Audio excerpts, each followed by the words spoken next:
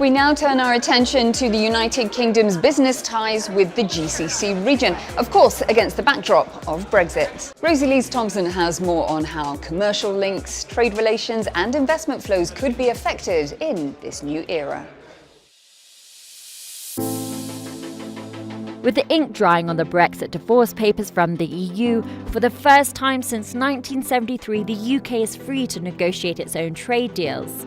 And for many Britons, the Middle East is looking like an exciting new investment arena.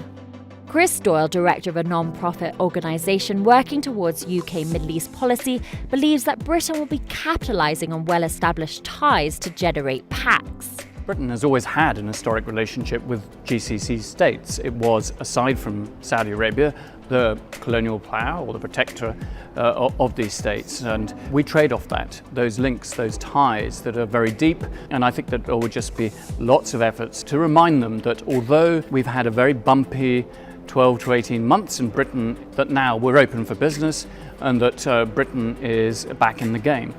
The problem is bilateral trade agreements can take years to negotiate. But many countries in the Middle East have relatively low barriers to trade. So despite no official free trade deals, many businesses find it easy to operate.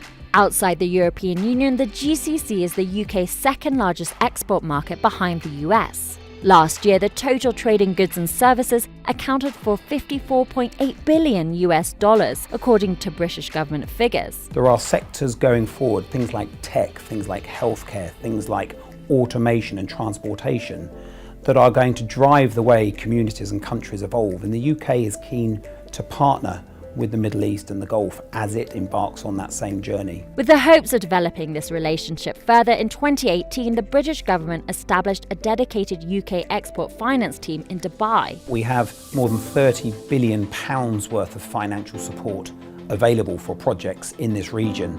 And the reason we do that is not only to provide funding support to the respective countries, but it also allows UK companies providing goods and services to get involved in projects they might not ordinarily get involved in. With the pressure on to make Brexit a success, the UK government launched a global campaign aimed at wooing foreign trade partners.